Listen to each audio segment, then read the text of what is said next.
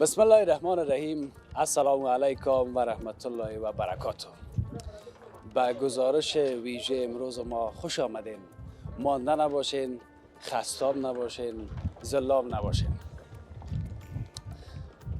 ما اینمی لحظه به ولایت نیمروز آمدیم.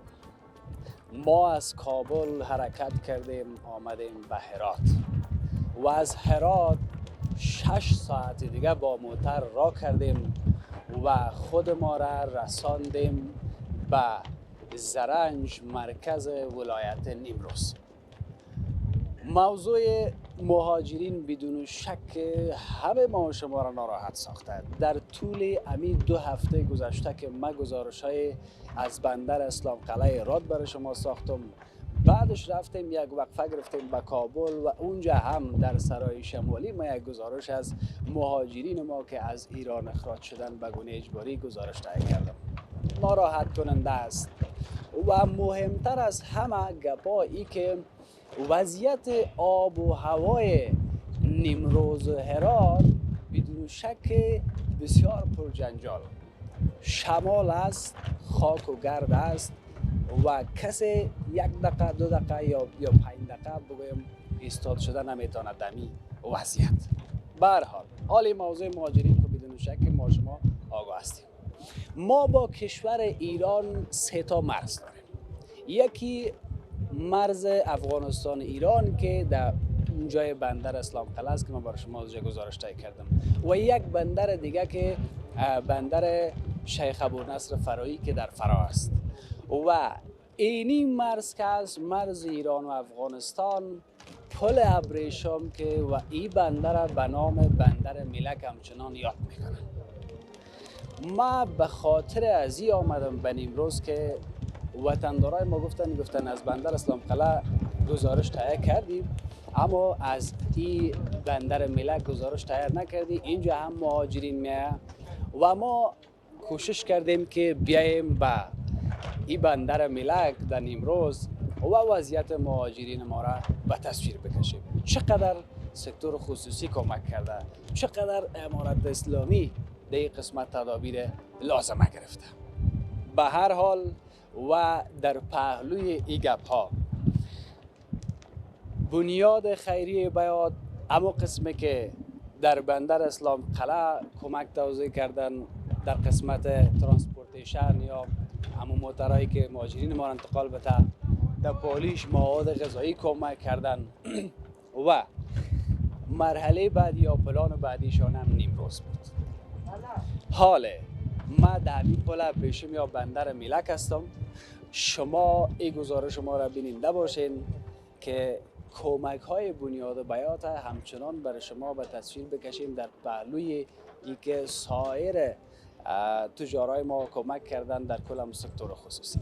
به هر حال ما شما بندر ملک و وضعیت مهاجرین ما در کنارش کمک های بنیاد خیریه بیات.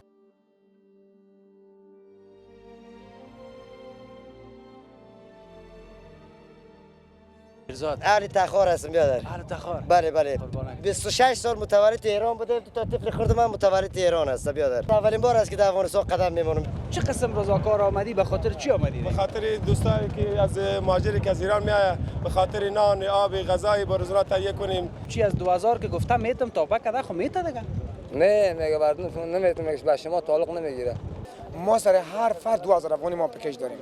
مردم ولایت نیمروز خوش آمدید. به کشور زیبای افغانستانتان خوش آمدید. ما دیگه یه خورده آب میوه داده، آب مدنی داده، دست اینا درد نکنه. غلام سخی صادقی هستم، یکی از خدمتگارای شب و روز برای ملت افغانستان. بیشک است. تو از نیمروز هستی؟ بله ما از خودم نیمروز هستیم. 9 تا اولاد دارم، 1 پسر دارم، 8 تا دختر دارم.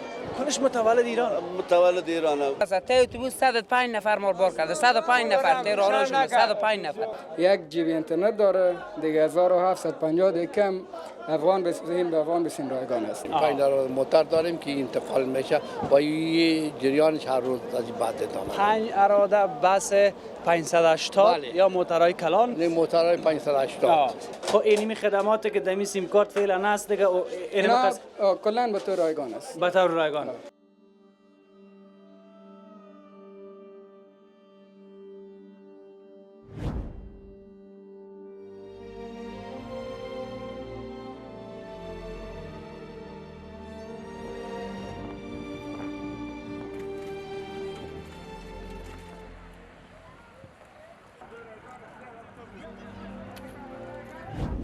تشکر از اینکه بیننده گزارش ما هستین.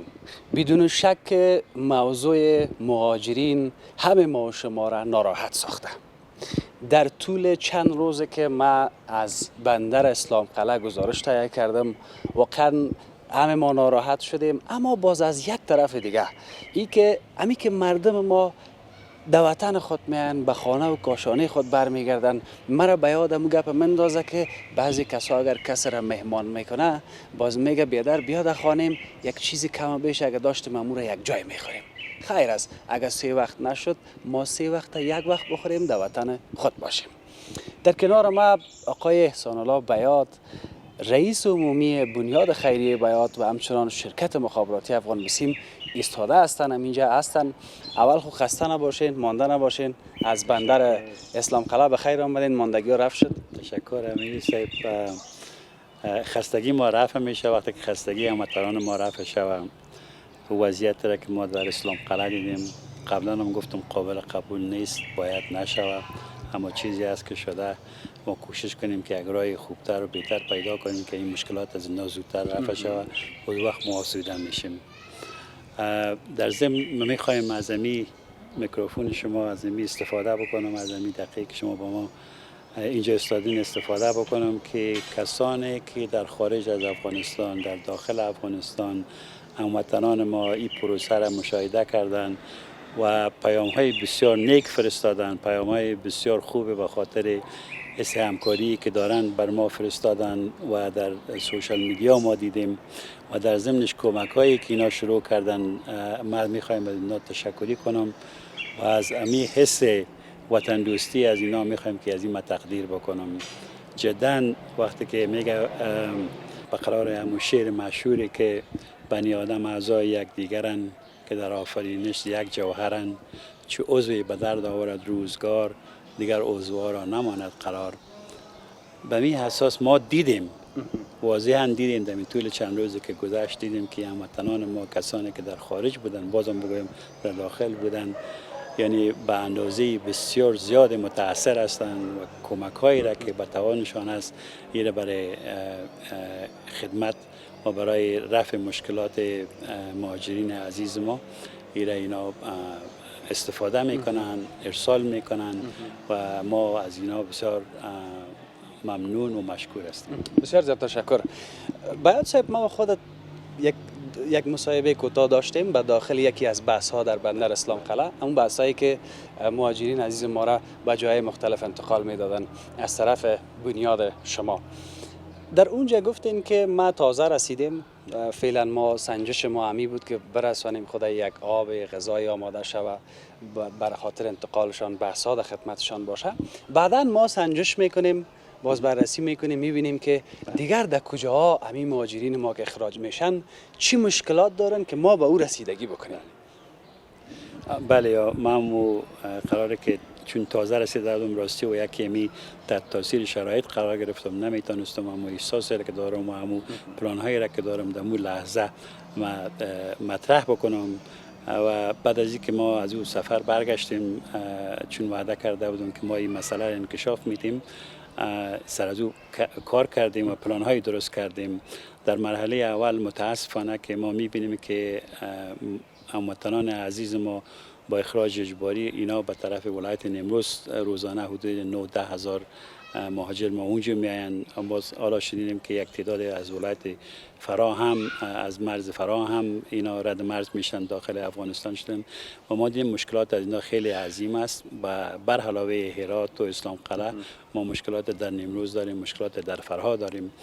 پلانایی که ما درست کردیم این است که سر از امروز هیئت ما به نیمروز میرن و امو مشکلات که اونا دارن که ما قبلا رو بررسی کردیم که مشکلات ترانسپورتیشن است و مشکلات ازی است که امی کسانی که چی البسه باقی ماندی دارن ایره میخواین از نقطه صفری تا داخل شهر تا بس ها بیارن. ما در این قسمت با اینا کمک کنیم که ایره به ما گفتن یک مشکل بسیار بزرگ است برای هموطنان ما. دیگه این پروسه رو ما بخیر شروع میکنیم. ما مشکلات آبشان رو پرسان کردیم، گفتن نه اون مشکلات رفع شده، صرف مسئله از اینکه هموطنان ما انتقال شوند از نیمروز به کابل و مسئله کمکی که اموال از اینا را از نقطه صفری تا داخل شهر بیاره، اینا را اگر کس کمک کنه که ما با وعده گرفتیم و همه کسانی که در این قسمت نقل اموال هموطنان ما از نقطه صفری تا داخل شهر کار میکنن، اینا را ما همه را به همکاری گرفتیم و برای اینا ما معاش تعیین میکنیم که همین اموال عزیزان ما را به صورت رایگان تا داخل شهر بیارن. ایره ما یک پروسه و مسئله دیگه شون که بس‌ها را کرایه گرفتیم که هموطنان ما را از نیمروز به کابل برسانند. تشکر بسیار زیاد. این موضوع نیمروز و خداوند شما را خیر نصیب بکنه با سایر کسایی که دست خیر دارن. موضوع دیگه که باز هم دوباره به طرف بندر اسلام قلعه کدام برنامه هست از طرف بنیاد شما؟ یک سوال خوب مطرح کردی. بعد از اینکه هیئت ما از نیمروز برگردن، اینا دوباره به اسلام قلعه میروند و پروسه بعدی که ما وعده کردم که انکشاف ترانسپورت عزیزان ما از اسلام قلعه یا از هرات به کابل است. چرا حال بعضیا میگن که اگر شب از هرات به کابل باشه و بعضیا میگن نه از اسلام قلعه به کابل. در هر دوی از این مسئله با مقامات صحبت میکنن و یکی از این انتخاب میکنن، یا از اسلام قلعه به کابل یا از هرات به کابل. مسئله انتقال هموطنان ما ایران ما شروع میکنیم و بودجه از ایران ما تعیین کردیم. بسیار زیاد تشکر. اگر چیزی از ما باقی مانده بگوین و در غیر از او ما خودم باید بگویم که در همین چند روز در صفحات اجتماعی واقعا مصاحبه ما و خودت زیادتر دست به دست میشه. خدا کنه که این مبالغه نشه، ولی ما پیام‌های بسیار خوب گرفتم از شخص شما مردم تشکری کرده. نه تنها در سوشال میدیای تلویزیون آریانا، در دیگه صفحات هم ما دیدم که وطندارا شریک کردن. به هر حال همین قسم که همه ما افغانا یکی دیگر خود حمایت بکنیم از راه‌های مختلف، ما فکر میکنم که دیگه باز هیچ جای همی کمی و کاستی نمیمونه. باید بسیار زیاد تشکر. اگر حرف باقی مانده باشه میشه خودتان بگین. ما در اخیر در بندر اسلام قلعه از شما پرسیده بودم که این کمک‌های شما ادامه داره یا نه. یک ادامهش خو همین نیمروز بوده، این بعدنش هم که به طرف اسلام قلعه میریم. بخیر. بله، هر دویش یعنی نیمروز و اسلام قلعه هر دویش دوام داره و دوام خواهد یافت. در ضمن اینکه ما انکشاف میدیم اون کمک‌هایی که فعلا ما از نگاه مواد غذایی و آب تازه به اسلام قلعه توزیع از این هم دوام میکنن. ما یک مسئله دیگر هم مد نظر گرفتیم که اگر ضرورت باشه او رو ما در سرش کار بکنیم. این است که مسئله کمک‌های طبی اگر هیچ ضرورت باشه، اگر با بحث هستیم با مقامات محترم، اونا میگن که ما امکانات خوبی داریم، اما در این زمینه هم اگر از ما ضرورت به همکاری باشه ما در این قسمت هم آماده خدمت هستیم. اما پیام اصلی ما چی است؟ این موضوعات ما یاد کردم صرف اما آخرش که جمع‌بندی بکنیم. این است که براستی ما از هموطنانم در داخل و خارج از افغانستان خیلی ممنون و مشکور هستم. عزیزان ما که چی در داخل و چی در خارج افغانستان وقتی که از این مسئله واقف شدن و این اخراج اجباری هموطنان ما را دیدن، اینا جدی ما حس کردم که همه اینا یک شوک شدن، مثل یک شوکه واره که هیچ طور امکان داره که در این تاریخ در این زمان مردم به این سویه مهاجر شوند یا دوباره مهاجر شوند به مملکت خود یا از یک مملکتی که در اونجا سالهای سال بودن. و کمک هایی را که اینا شروع کردن و پیام هایی را که اینا دادن برای من خیلی یعنی لذت بخش و در این حال قوت قلب بود. باز هم تشکر میکنم از تجار عزیزی که کمک های بسیار بزرگی به این پروسه شروع کردن و امیدوار هستم که بقیه تجار هم این شرایط من نظر گرفته و کمک های بزرگ و بزرگتری برای این وطنان ما کنن. یعنی هر چی ما کمک بکنیم مثل از است که یک قطره در بین یک سطل مندازیم، اما اونمو قطره خیلی یک معنای بزرگ داره و خیلی یک کار بزرگ انجام میده. یه معلوم نمیشه اما خیلی یک کار بزرگ انجام میده که همه ما و شما در قسمت خود باید مسئول ببینیم، همه ما و شما باید این قسمت کار بکنیم و از خداوند برای همه عزیزانی که در این راه خدمت میکنن توفیق میخوام. دعا برای صحت و سلامتیشان، برای فامیلشان و برای تمام عزیزانشان از خداوند متعال خواهانم. بسیار زیاد تشکر. تشکر. خیر باشه. تشکر. جور است، صحت خوب است. بسیار زیاد خوش آمدید. بسیار زیاد خوش آمدید. جانک جور بخیر است، صحت خوب است. همیشه وقت ویدیویتون میبینم برادر. بسیار خوشحال است. سلامت باشید برادر. زیا شیرزاد است نام من، ضیاء الله شیرزاد. ضیاء الله شیرزاد. اهل تخار هستم برادر. اهل تخار. بله بله. 26 سال متولد ایران بودم. تا طفل خرد من متولد ایران است برادر. بله بیادر. خود من متولد ایران است. اولین بار است که در افغانستان قدم میمونم. یک چیز رو باید برام بگی. جانم بیادر. در قدر وقت که اونو موجه به دنیا اومدی زندگی کردی چی کردی برای زندگی؟ هیچ بیادر. نه یک ماه هیچ دو نشد بیادر. هیچ دو هم نشد. هیچ دو هم نشد بیادر. باز حال که آمدی. بله. چی مشکلات دیدی در آن؟ در اونجا همه رقم مشکلات است بیادر. همین من میگم هیچ ایران نروین. یکی و خلاص. همه یکی و خلاص هیچ ایران نروین. افس جامعه را دیسته. باز میبینم تا بیادر. خدا بخیر باشه. بسیار زیاد تشکر.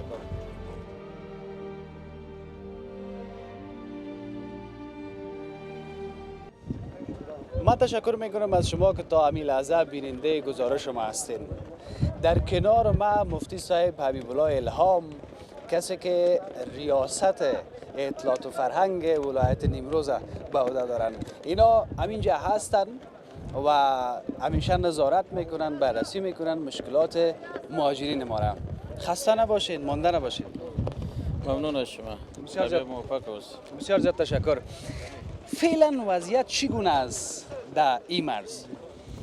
لله الحمد کوم وخت څخه چې د مهاجرینو پروسه را پیل شوې ده د افغانستان اسلامي امارت په مجموع کې او په ځانګړي توګه د نیمروز ولایت محلي مسؤلین ټوله په پوره ویاړ او افتخار سره د خپلو مهاجرینو ورونو خدمت ته را دانګلي دي چې الحمدلله هیڅ ستونزه نه لرو. کوم خدمات چې د دوی هغه اړتیا ده په څلروي ساعته توګه باندې دوی ته وړاندې کیږي، هغه که د روغتیا په برخه کې وي، که د خوړو او د اوبو په برخه کې وي، او که نورو اسانتیاو د ژوند په برخه کې وي. الحمدلله هر مسئول او هر اداره په خپل ټاکلي او ځانګړي وخت باندې دوی ته رسیدگی کوي او دوی په خدمت کې ولاړ دي. بسیار زیاد تشکر.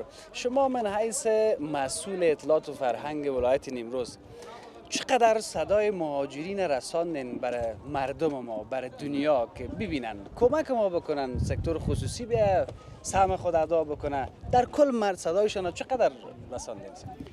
د څه وخت څخه چې دا د مهاجرینو د راتګ پروسه تقریبا د یو نیم کال شاوخوا څخه پیل شوې ده. د اسلامي امارت د رهبرۍ په پیرزوینه سره د خپلو مهاجرینو ورونو د ستونزو او مشکلاتو رسېدنې په پار یو عالی کمیسیون ایجاد شوی دی چې په ټولو ولایتو کې په ځانګړي توګه هغه ځایونو کې هغو ولایتونو کې چې هغه سرحدي نقطې لري او یا فرضي کرښه لري، په هغه کې الحمدلله ټوله ولایتي اداره په منظمه توګه باندې چې 12 کمیټې ایجاد شوي دي د خپلو مهاجرینو ورونو د ټولو اړتیاو ته د رسېدنې په پار، هغه که تعلیم دی، هغه که روغتیا ده او هغه که نور خدمات دي د ژوند د ټولو دپاره الحمدلله ترتیب برابر دی او هیڅ ستونزه نشته.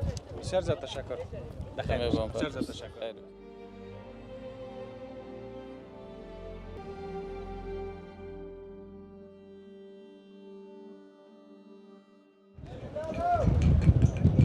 این پل ابریشم یا بندر میلک در این قسمت. ما از بندر اسلام قلعه که گزارش تهیه کرده بودم روزانه تا 45,000 مهاجرم از بندر اسلام قلعه به داخل وطن می آمدن. اما در اینجا گفتن که تا 17,000 مهاجر در یک روزم آمدن. از این قسمت که میایم دیگه باز این از اینجا میرن به داخل، ای که باز چه خدمات دیگه در اینجا هست، باز مسئول از ممراش گپ میزنم. سلام علیکم. خوب هستین؟ خوب هستین؟ صحت شما خوب است؟ صحتتون خوب است؟ شما خوب هستین؟ خیراتی ان سلامت هستین؟ زنده باشین. سلامت شما اینجا مسئول هستین یا شما مهاجر هستین؟ مسئول هستیم. خوب هستین؟ ما رضاکار هستیم اینجا. قربان سر. در خدمت دوستان. بیشک والا رضاکار هستین؟ بله. از کجا آمدی؟ من خود از نیمروز هستم بیادر. از نیمروز؟ بله. چه قسم رضاکار آمدی؟ به خاطر چی آمدی؟ به خاطر دوستایی که از مهاجری که از ایران میآید، به خاطر نان، آب، غذای با روزانه تهیه کنیم که اینجا گشنه و تشنه نمانه. بیشک.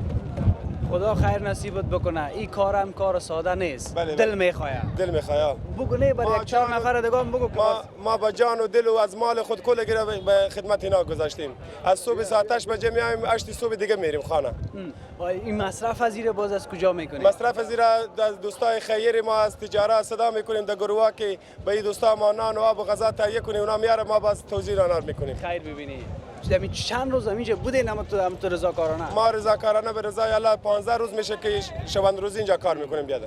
از همین امروز هستیم. از همین امروز هستیم. از دیگه ولایت هم رضاکار آمده یا نه تنها از دیگه ولایت هم میاد خدمتگار است اینجا توضیح میکنه دوستا از هر جا است. بسیار تشکر. در خدمت شما است. بسیار تشکر. السلام علیکم. از ایران اومدیم. امیال رسیدی؟ یک ساعت میشه. قربان سرت شم کاکا. اول خب وطنت خوش آمدی. زنده و سلامت باشی. چند سال بودی ایران؟ حدودا 18 سال. 18 سال. 18 سال در ایران تیر کردی. بله. بعد از او برنده وطنتان. گرفتیم از نانبای نان میگرفتیم، حکومت از سرک گرفتیم برای مرز. یعنی 2000 کرایه موتر ندارم، حکومت کرایه موتر بدم. یک چیز دیگه. تاریخ نداده بود مگم که برین وقت نداده بود یا یک وقت تا 15 برج 4 وردون وقت داده بود خود اخت مشکلات هست که بود 10 روز یا 20 روز یک ماه والا که مشکلات هم رفع شد چیز وردون هزار مشکلات است خودت میبینی آدم در مملکت 15 16 سال تیر میکنه 15 روز نمیشه 5 سال هم جمع کنه هزار مشکلات است خودت بهتر میفهمی که فامیل آمدی باز خودت اگه گرفت رفت گفت فامیل هم میگیرم چه رقم همین قصه میره بگو چه رقم گرفت تا اینجا چه رقم ما که گرفت که گورادمرز میگم من گفتم من خودم هستم دخترم سرپرستم شوش خورادمرز کرده یک هفته 8 روز پیش گفتم وقتی من رادمرز کنم خود تنها میمونه خیلی دیگه که نزدیک خونه است بودن 200 متر 300 متر نونبوی از خونه فاصله داره باز گفتم اکنون که دیگه دخترمو بگیرم برم که پس ما دوباره دیگه مجبور هستم فهمید چه رقم کنم بیایم خواهم نمیمونه در ایران چه رقمی پس بریم نه ویزا میتی نه قاچاق بیایم خب میزنه به مردی آدم به قول خودت میگه چرا اومده دزدکای در وطنم برخلاف دیگه یک کشور است گفتم خیلی که بریم خانواده می بگیرم اکنون که دیگه برم یک دفعه دیگه هر چیز خدا کریم در وطنم خود نمیریم وطنم است گرفتتان تا اینجا پیسه گرفت که آوردتان چند گرفت 2,500,000 از بندر تا زایدان گرفت نفر فی نفر دیگه نفر 700,000 فاز زایدان تا اینجا گرفت فی نفر یعنی به افغانی چقدر میشه همین 3 نفر بودین نه تعداد فامیل به افغانی تو چقدر میشه از که آوردتان تا مرز اگر 1,800,000 افغانی شود دیگه 2700 میشه نه 2700 قایج 3,200,000 میشه چند روز از اینجا ماندی یا امیال رسیدی پیش مال 1 ساعت میشه کامل خب حالا اینجا چی میشه کجا میری حالا اینا کرایه موتر ندارم 2000 تا پس زدن 2 دفعه اومده میگه یک ندارم که بوجه پارچه بتم میگه 2000 کرایه موتر فهمید نداره گفتم کابل برم گل سوالی پغمان خانه مست خب از پغمان است خب یک چیز دیگه من اینالی را پرسان میکنم که اصل گپ چی از 2000 که گفتم میتم تا کده خب میته دیگه نه میگه بردون نمیتم میگه به شما تعلق نمیگیره خود چرا دلیلش نگفتن نه بعد میگه دیگه مجرد هست شما بعد ما ایرا امرای مسئول گپ میزنم صحیح است بسیار تشکر حالا در یک جایی که برو حداقل اینجا عوام از هر چیز است بگی که همین توش نگید بشینه یک جایی که بشی برای 1 ساعت 2 ساعت حداقل یک مشکل خود حل شد صحیح است تشکر قربان سرت بسیار زیاد تشکر خیلی لطف میکنم زحمت میکشید بخیر باشید وظیفه ماست هر گپ که داری کامرا در خدمتت است سلامت زنده باشید اما قدم بسیار زیاد تشکر بخیر باشید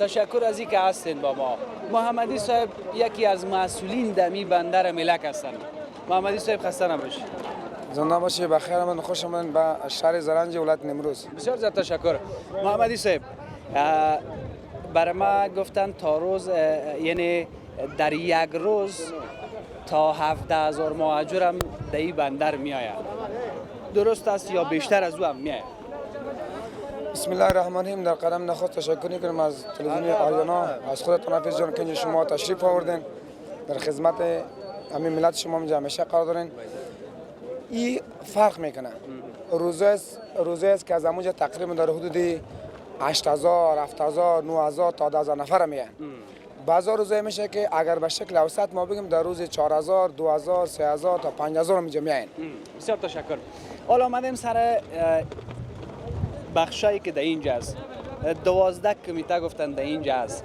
چه خدمات است یک مهاجر وقتی که میاد خودش تنها میباشد چگونه از قانون و دیگه ای که با فامیل میاد فیصدی زیاد فامیلات تشکیل میده یا انفرادی میان و از کجا شروع میشه و کجا ختم میشه که این پروسه را ما درست‌تر بفهمیم ببینید دائما این پروسه به خودتون معلوم است که از کشور ایران که کدام وقتیا همه خروج مهاجر شروع کردن به شکل انفرادی فامیلی از این مرز پول ابریشم طرف افغانستان یا میان دیگه این 12 کمیته که هست، هر کمیته خودش همو وظایف مختلف دارن.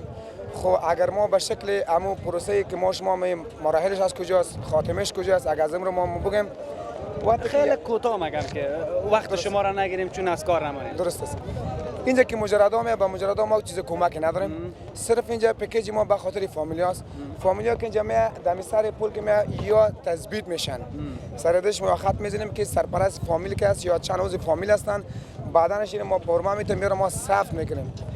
وقتی که ما صف کردیم اینجا بعدن یا میرن تا بخش تثبیت. در بخش تثبیت ما سرپرست از ما بایومتریک میریم، بعد بایومتریک شناسی از اما فامیل از ما آرس فرمای آرس میدیم، بعدنش از با بخش مالی میره، بخش مالی بیرون میره، بخش مستعی میرن و بخش مخابرات یا همین سیمکار که ما میگیم همونجا برش نیاز میکنن. بعد از یا پس میان در کمپ کلی از این پکیج ها یا که برخوردار شدن دیگه هیچ چیز بعضی نمونده میشن. بعد بعضی ما خدمات ترانسپورتی داریم، اما یا که از طرف دیگر میان همین شب اینجا یا از غذا گرفته تا این پکیجایی که ما داریم یا تایم مراحلشون بالاخره صبح ساعتای 6 بجه یا میرن طرف هر ولایتی که بودن نمو ولایت اعلان میکنم که هر کس به ولایت خود میره نمونجا یا میتونن که از آن نبرن.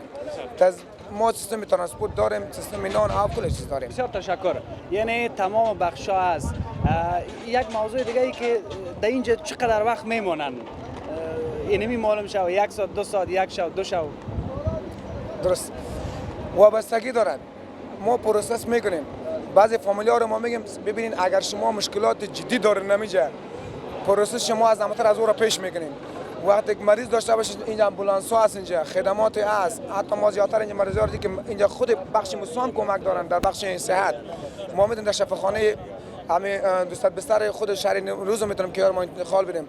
بعدن از او که اینجا کارش هر چیز زودتر تمام شه یارو ما رو خط میکنیم. چون مهاجر زیاد است اینجا، خودتون رو میبینین مهاجر زیاد میبینین اینجا پروسس میشن، تای مراحل میشن، قدم به قدم استپ با استپ بیا پیش میرن. بعدنش یا که خلاص دم کمپ است. اینجا ما خیمه داریم، غذا داریم، آب داریم، هر بخش داریم. صبح از طرف ریاست اطلاعات فرهنگ بعضی یک آگاهی داده میشد که اگر کل مراحل شما طی کردن یا کارتون خلاص شده باشه میتونه که کسی طرف ولایت خود برن یا به ولایت خود یا برن همونجا سیستم اینجا خلاص میشن دیگه. بسیار زیاد تشکر. مسئله پول نقد هم است. چند از برای یک نفر؟ ببینید ما که یک فامیل اینجا میایه ما او فامیل تثبیت میکنیم. اگر فامیل فکر کو که سرپرست یک مرد باشه اینجا یا خانم باشه اینجا امروز از او 3-4 طفلش است، ما سر هر فرد 2000 افغانی ما پکیج داریم. این قضیه بندر اسلام قلعه دیگه اونجا یک نفر 2000 افغانی، 2 نفر 4000 افغانی، 3600 5 نفر که زیاد باشه بازمو 10000 است. 10000 افغانی به ما پکیج از. بسیار زیاد تشکر. چیز باقی مانده که برای بینندگان ما بگین از این کمپ ها و از اینی بندر چیزی که باقی نمونه؟ بازم تشکر میکنیم از این مردمایی که امروز ما کمک میکنن، تجارای ملی که از ولایت‌های مختلف اینجا آمدن. واقعا با مدل کوفت شروع خونجا میان همونجا یا میخوان همونجا کمک کنن، از غذا میتن همونجا بسکوت تقسیم میکنن، آب میتن، چیزی که در وسط توان از یاس اینجا آمدن میان کمک میکنن. بسیار زیاد تشکر. بخیر باشین. خانه آباد. فکر میکنم اولین قدم را که میمونن مهاجرین ما در اینمی قسمت است، نه تازه که میرسن. باش مسئله کنیم که همیشه همین دم نخ چی است اینمی؟ باش من تو کل چیز باش ما تشریح. این درست. باش این بچه را بگیریم. سلام علیک. سلام. خوب هستی؟ ممنون. امیر چی میگفتی تو بلند بگو اثر؟ سلام، یک علیرضا هستم از ولایت نیمروز. قربان. از مردم ولایت‌های دیگه افغانستان خواهشمند هستیم که اونا هم یک کمک بکنن. تا به نیمروز تا حالا از هیچ ولایتی کمک نشده. هر چی شده از همین خود ولایت نیمروز کمک شده. بسیار تشکر. ممنون هستیم. بیشتر میگفتی خوش آمدید. چرا رقم میگفتی یک بار دیگه بگو؟ خوش آمدید مردم ولایت نیمروز، خوش آمدید به کشور زیبای افغانستانتان، خوش آمدید. به کشور خودتان خوش آمدید. خوش آمدید. آفرین. یعنی ما تو پیشانی واز باش. بله بله. هر کس که آمد بگو دیگه نری.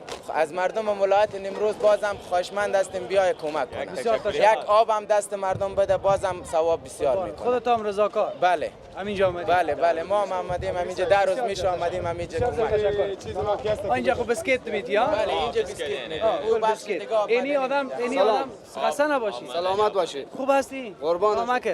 غلام سخی صادقی هستم، یکی از خدمتگارای شب و روز برای ملت افغانستان. بی‌شک است. تو از نیمروز هستی؟ بله ما از خودم نیمروز هستیم. مهاجرین که بیاید ما بازو خوش آمدید میگه. شما باور بکنید یک مهاجر آمد پیشانی مجاهد را بوس خورد.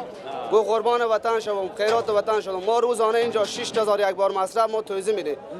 این قابل یادآوری است که ما بگویم کسی که اینجا این چیز را بفروشه ما با جدی برخورد میکنیم.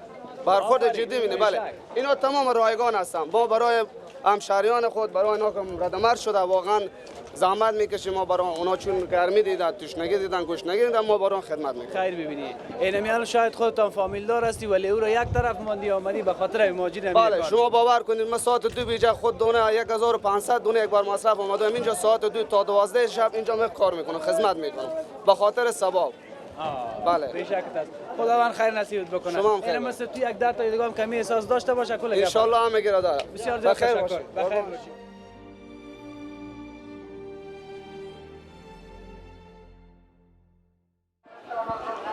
این قسمتی است که اونجا هم چند سالون انتظار زنانه است. اینجا اتاق است و این قسمت هم چون به خاطر از اینکه تعداد مهاجرین ما زیاد است اینجا هم ناگزیر شدن که یگان چیزی را انبار کنن این طرف و طرف همین خانواده ها بیاین اینجا بشینن تا که باز مرحله بعدی یگان حسابایشان جور شود و باز بخیر برن به طرف خانه و کاشانشان. چیزی را که ما دیدم فیصدی بیشتر هم خانواده ها تشکیل میدن، یعنی به شکل انفرادی کمتر است. این میجا یک کاکای ما است گفت را گزارشایت هم میدیدم بیاد که ما تو حواله کشی کنیم. چیال داری؟ سیادت خوب است؟ جانک جور است؟ بخیر هستی؟ جانک جور است؟ سیادت خوب است؟ بخیر هستی؟ حالا مرا یگان وقت میدیدی؟ چرا نمیدیدم؟ تا شبکه‌های اجتماعی همیشه تا میدیدم. همیشه زنده باشی. بخیر باشی. نامتان چی است؟ من شهاب الدینم. شهاب الدین. شهاب الدین. اونا چیتون میشن؟ این خانم منه. خب بسیار خوب. شما خوب هستین مادر جان؟ صحت شما خوب است؟ تشکر بخیر باشین. شما چقدر وقت میشه که رسیدین؟ امی تقریبا نیم ساعت میشه. نیم ساعت. چند ساعت راه است در این مرز میلک از ایران؟ از کجا آورد شما از ایران؟ ما از کرمان آمده. کرمان؟ کرمان. خب اینجا آوردن. چند ساعت راه است؟ از کرمان تا اینجا 7 ساعت اونجا شد، 3 ساعت و نیم اینجا شد، میشه 10 و نیم ساعت. 10 و نیم ساعت؟ 10 و نیم ساعت راه کرد. 10 و نیم ساعت یک سر راه کردی؟ یک سر راه کرد. پیسه هم گرفت؟ پیسه دیگه تا دلش خواست گرفت. رقم کم دلش خواست گرفت. چند سال بودی؟ من تقریبا 35 سال ایران بودم. 35 سال؟ خدا 35 سال ایران بودم. چند تا اولاد داری؟ من 9 تا اولاد دارم. یک پسر دارم، 8 تا دختر دارم. کلش متولد ایران؟ متولد ایرانه. باقیش فقط همین 2 تا را آوردم. اینا متولد ایران، اینا را من آوردم اینجا. باقیش عروس کردم. پسر منم داماد کردم. پسر من همسر ایرانی داره اونجا. با افغانی خودم یا با ایرانی گفتی؟ با ایرانی، همسر ایرانی. تنها 2 تا دختر مانده دیگه کلش با ایرانی؟ نه دخترها من به افغانی ها دادم. پسر من خانم ایرانی داره. تنها یک بچه تان خانم ایرانی گرفت. و امورم افغانی میره. به حساب افغانی التسنن مال زاهدانه. صحیح. قسمت دیگه. قسمت خلم بود. ولی باز تو فکر میکردی که یک روز برم پس وطن هیچ فکر میکردی؟ نه به خدا اصلا فکر نمیکردم. تشکر. باش که مادر جان پسند بکنیم که اینجا که هستین تا فعلا یک ساعت نیم ساعت که رسیدین چقدر رضایت دارین از این امکانات همینجا که تا همین قسمت رسید؟ خیلی خوبه خیلی. مثلا چی دادن بر شما که تازه رسید؟ دیگه یه خورده آب میوه داده آب مدنی داده دست اینا درد نکنه. خدا خیرش بده. بخیر باشه. بسیار تشکر. ان شاء الله که دیری جا نمانین. حال تصمیم کجاست بخیر که بریم ان شاء الله میخوایم همین امروز بمانیم. ببین امروز زندگی دختر من یک دختر من امروز است. برو شکر که یک جای خاص است. جای هست، خانه برام میدن. بازم خوش آمدی با وطن. زنده باشی، سلامت باشی، خوشحال شدم دیدم. بسیار زیاد تشکر. 35 سال ایران تیر کردی. شاید اون وقت که رفته بودی اصلا بچه بودم، مثل چی بودم، مثل کودک بودم تقریبا. از این بزرگتر. ریش خان ریش نداشتی شاید؟ نه ریش. ولی سیاه شد سفید شد. خیر دل زنده باشه. دل زنده باشه. زنده باشه. خوشحال شدم دیدم. قربان زنده باشه. یک بوس بده. اینه یک بوس، یک تا بوس هم نه 3 تا بوس. زنده باشه. خدا کنه همیشه تو خنده‌روی باشی. ان شاء الله که خنده‌روی زنده باشه. من خیلی خوشحالم از وطن خودم که مادر. خیلی راضی ام. بسیار سخت مهاجرت نه؟ مهاجرت سخته. نمیتونیم از این شهر به اون شهر بریم با ترس اور. زنده باشه. تشکر از شما. کدام گپ گفتنی اگر دارین مهربانی مادر جان بگید. کجا؟ ایران که ما زندگی نداشته، وضع نداشته، سختی میکرد. هر جا میرفته میگه افغانی کثافت. در نونوایی میرفته 12 تا نون میخواسته برای ما 5 تا میداد. اوه چرا 12 تا نمیداد؟ 5 تا میداد، لج میکرد، میگفت اینا افغانی ها زیاد نون میخواید، پول خود هم میگرفتی تو میکخیم. حالا یک آدم اگه 12 نفر تعداد فامیلش باشه در 5 دانه نان خود سیر نمیکنه دیگه. نه پول هم از خود مانه، بدبختی زحمت کشی هم از خود مانه، نون نمیده. افغانی کثافت، افغانی دید، افغانی چی؟ چرا نمیری به وطن خود؟ چرا نمیری به کشور خود؟ میگفت دو بده عرض بزن. خب یک اینه میگه که چرا نمیری به وطن، تمی دم چشم ما را گرفته بود. اگر نه باز ما هم جواب داشتیم برش دیگه. راست میگه. خیر باشه. اگر نه ما شما باز ایرانی ها را دوست داریم، ما تو نیستیم. ما دوست داریم، ما میمون نواز بیایم، ما عزت نارمینه، احترام نارمینه، انسان خدم، همه بنده خدایه. اگر یک ایرانی همینجا باشه ما شما 10 دانه نان بخوایم و 10 دانه نان برش میتیم. بله میده، چطور نمیده؟ ولی اونا ما را 10 دانه نان نمیده. نه نمیده، نه همه چی میگه. جگر ما را پخته کرد. خیر باشه دیگه، حوصله میکنیم. ما 1 سال بوده، 1 سال عمرم بوده، 12 ماه، این 46 سال داره داخل ایران بوده. هیچی اصلا هیچ کار برای ما نکرد. خیر باشه، ما شما حوصله میکنیم. اگر نه باز ما شما هم یاد داریم یگان گپا را دیگه. چطور یاد نداره؟ جوانا ما گرد کشته شد، گرد زیر شکنجه رفت. امی چند روز 2 تا بچه خارشوار مر گرفت، اینا شکنجه داد، اینا با جاسوسی گرفت. از آرسی میام ما بدبختا موتور اینا پنچر شینار زد، اینا به دستای اینا آگاهی لکتا و کتا آگاهی برد، اینا شوک برقی داد. امی تکی اینا بدبخت بیچاره که دست پای اینا بدن اینا گرد ورم کامل اونا ردم است. بدون کدام گپ میبره شکنجه. بدون کدام هیچ گناهی نداشت، هیچ گناه. خیر باشه، خوش آمدین به وطنتان. زنده باش، خیلی جونا زنده باش، دست در نکنه. تشکر. همچنان.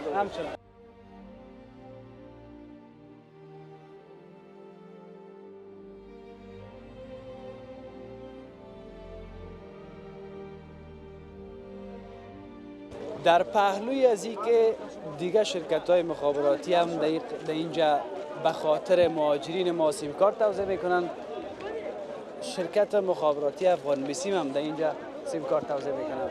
باش که پرسان کنم که برای کیها توزیع میکنن، یعنی یک شخص چگونه واجد شرایط باشه. سلام علیکم، خسته نباشین. خوب هستین؟ سلامتی. کلتون از ایران آمدین؟ بله. چند سال بود ایران؟ 3-4 سال. بله. کی زیاد بوده در بین شما؟ من بود. چند سال؟ 22 سال. 22 سال. بله. چند ساله بودی که رفته بودی؟ 6 سال. 6 ساله؟ بله. خب ما همونجا به دنیا آمدیم. خب شما چند سال بودید؟ من 32 سال. 32 سال؟ بله جانم. 32 سال تو آسان در زبان گفته میشه نه؟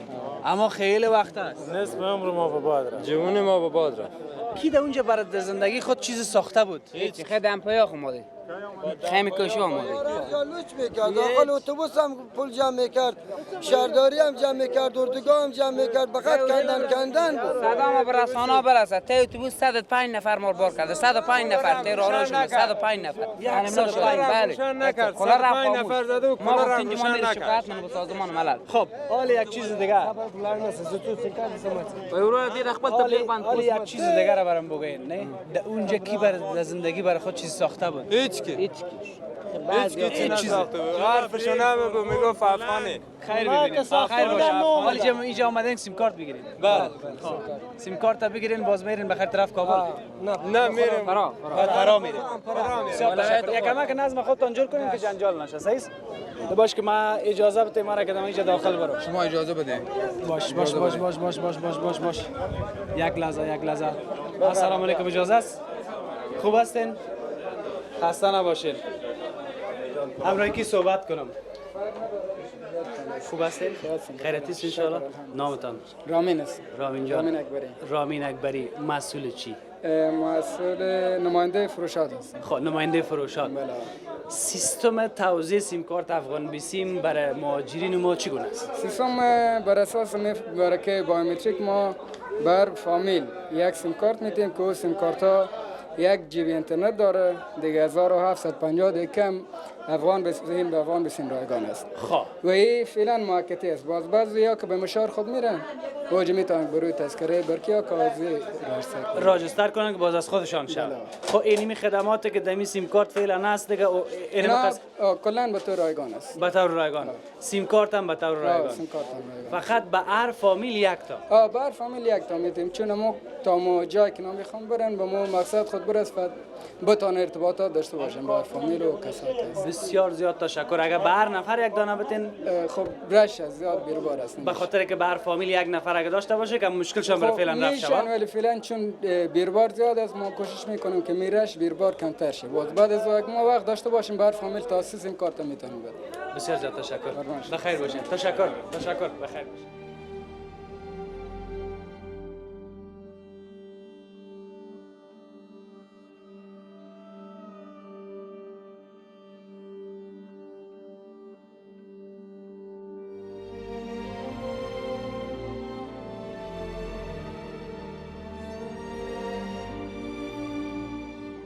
تشکر از اینکه تا این لحظه بیننده گزارش ما هستید. در کنار ما حاجی صاحب اسماعیل شاسمن معاون بنیاد خیریه بیاد ایستاده هستند. اما رقمی که ما با آقای احسان الله بیاد رئیس عمومی بنیاد خیریه بیاد و همچنان شرکت مخابراتی افغان بسیم یک مصاحبه کوتاه داشتم و اونا گفتن که ما که در بندر اسلام قلعه وعده داده بودم که در مرحله بعدی هم مهاجرین ما را کمک میکنم. این بار تصمیم گرفتیم که به ولایت نیمروز تیم هدایت بدم که برن و ببینن که چی مشکلات دارن و در کدام قسمت ما میتونیم که مهاجرین ما را بیشتر کمک بکنیم. معاونشان همینجا تشریف آوردن، در امی بندر میلک هستن و اینجا هم بحثای هست که مهاجرین ما را از اینجا به کجا انتقال میتن. اینا باز بعداً شاسمن صاحب برای ما شما میگن. اول خب مانده نباشین، خوش آمدین، خسته نباشین. بسم الله الرحمن الرحیم.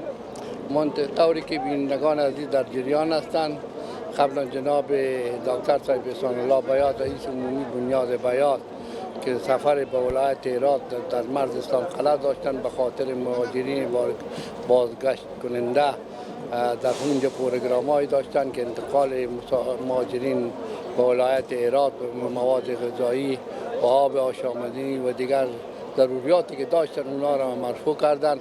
خوشبختانه بعد از او به ما جناب دکتر صاحب احسان الله باید وظیفه سپرد که در ولایت نیمروز بیاییم اینجا با مهاجرینی که از برگشتن دیدن کنیم.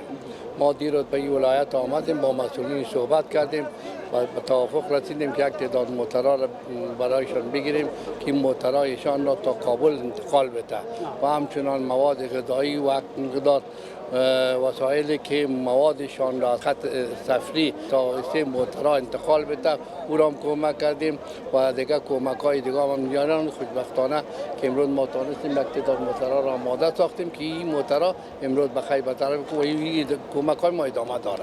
بسیار زیاد تشکر. چند اراده موتر است آقای صاحب؟ امروز فعلا ما 5 اراده موتر داریم. 5 اراده موتر داریم که انتقال میشه و این جریانش هر روز از بعد ادامه. 5 اراده بس 580 یا موترهای کلان؟ نه، موترهای 580. در هر کدامش چند نفر؟ 55 نفر باشه. اینا 55 نفر که باشه 5 نفر 200 این 270 میشه. بله با می تعداد میگیره. 270 و این ادامه هم داره برای یک روز دو روز نیست، فقط بر چند روز است. و از اینجا کابل میره و از کابل اینجا. کابل ما یارو میرسانیم. رایگان بنیاد بیاد در تصمیم گرفته که آره تا کابل برسانه.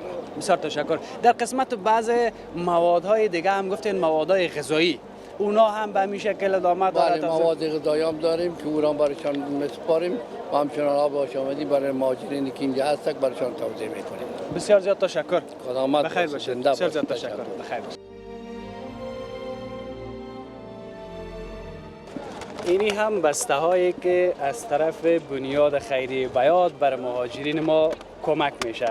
در این بسته یک دانه جوس است، یک بوتل است و یک دانه هم کیک است. خب به نظر من که از این که در اینی فضا اونو غذا اگر پخته شود که امکان نداره اگر پخت و پز بکنن در این هوایی که مثلا گرد و خاک است در اینجا، من فکر میکنم که آل در پهلوی دیگر نهادهای خیریه بنیاد بیات هم کار نیک کرده، به خاطر از اینکه همین چیزای سربسته در اینجا بسیار زیاد خوب است که خدای ناخواسته مهاجرین ما مریض نشن، بیاد شاید بعضی‌هاشون در آن مریض باشن و مشکل داشته باشن. این بسیار زیاد خوب است. کی را توضیح میکنه؟ زبی جان؟ بله. خسته نباشی. خوب هستی؟ زنده باشی. صحتت خوب است؟ سلامت. تشکر. اینمی چقدر است به فعلا یا جای دیگه هم آوردین ماندین کم کم میارین اینجا توضیح میکنین؟ کم میارم، به هر موتر توضیح میکنم، هر چی که به هر چوکی یک توضیح میکنم، به هر مسافر یک دانه میرسه. به هر مسافر؟ بله. به هر مسافر که باز بخیر هم تو بگیره و کت خود ببره. کت خود ببره، عوام داره و یک کیک داره و یک هم چی است، جوس است. بسیار زیاد تشکر. بخیر باشین. خداوند هر کسی که دیجی یک سم میگیره خداوند خیر. سلامت باشید، زنده باشید. بسیار زیاد تشکر. بخیر باشین. توضیح کده برین که همین منتظر نمونم. توضیح شروع است. با من مزاحم نمیشم.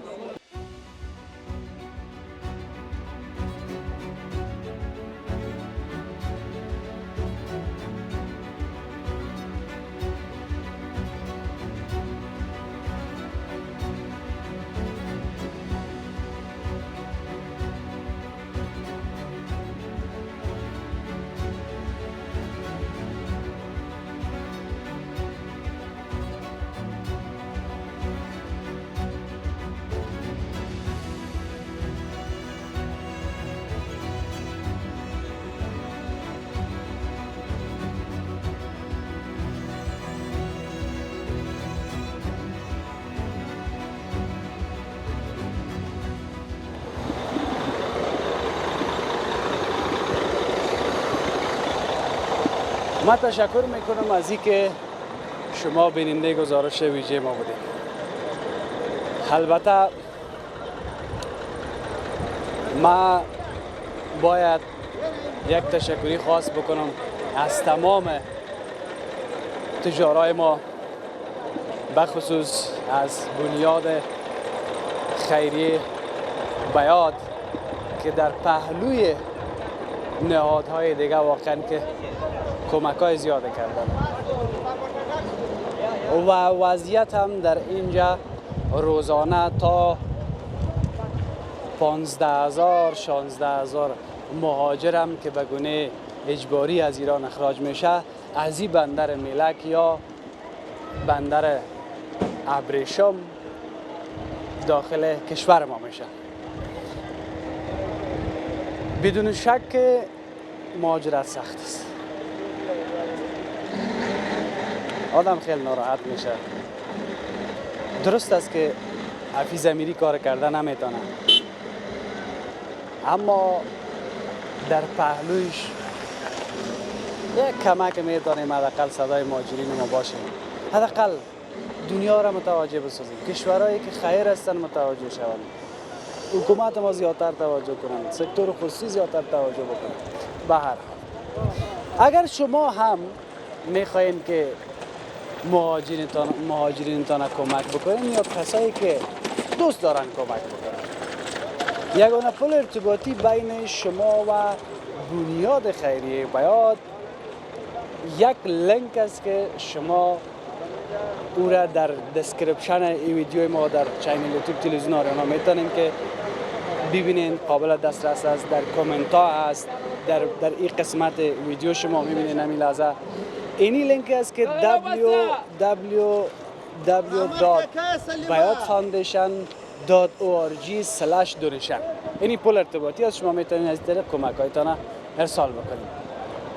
به هر حال وقت ما هم تمام است، باید که خداحافظی بکنیم.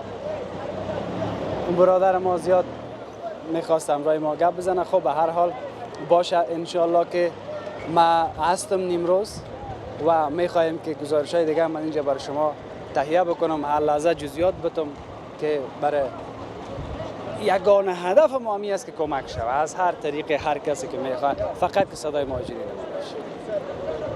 کمی کاستی رو بخشید. برای امروز خداحافظ.